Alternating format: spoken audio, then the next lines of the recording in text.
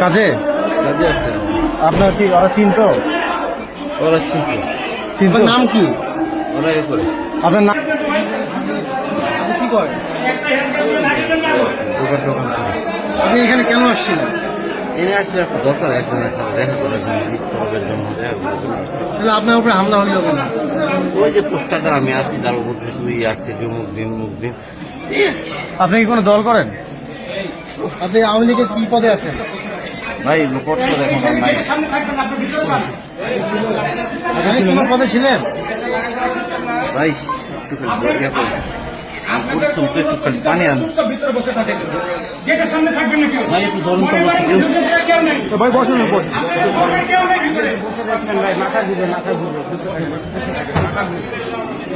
একটু পানি